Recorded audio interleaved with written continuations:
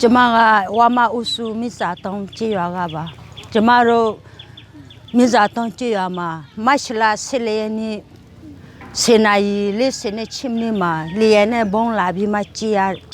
ကြေးပြီးမှကျမတို့ရွာသားတို့အခက်ခဲနဲ့လေးမရှိဘူးချောင်းတစ်ဖက်ကန်းကိုကူးဖို့လေပဲတစည်းရှိတယ်အဲ့ဒါလေနဲ့ကူးတယ်ကူးပြီးမှ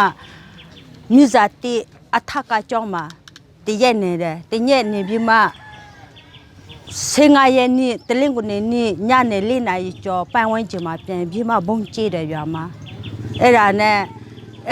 မိဇာတိအထက်ကကြောင်းကနေဒီစမီမျိုးထဲမှာပဲကျမတို့ထွေးပြေးရတယ်ထွေးပြေးတဲ့ခါအခုဒီမှာရောက်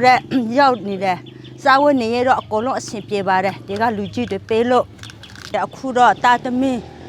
မလို့လဲပညာရေးကန်တာပေါ့ကြောင်းပြန်လို့ဆက်ပြီးရွာမတဲရမလားမတဲရဘူးလားဆိုတာလေကျမတို့ကမသိဘူး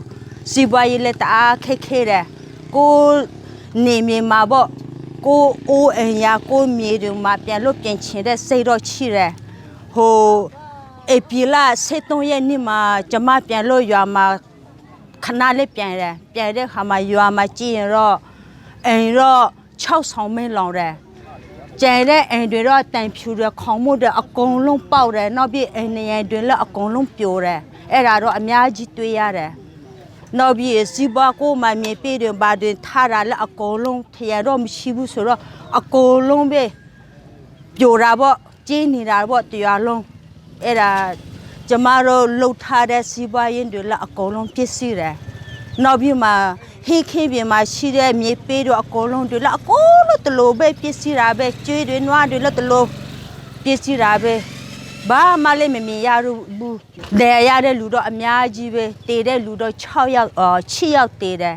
6ယောက်မှာ2ယောက်တော့တကြိုတယ်6ယောက်တော့တကြိုခွင့်မရဘူးပေါ့တိုင်တေးမှာ6ယောက်တည်တာပေါ့အဲ့ဒါအလောင်းကောင်ကအကုန်လုံးထားခဲတယ်မနေ့က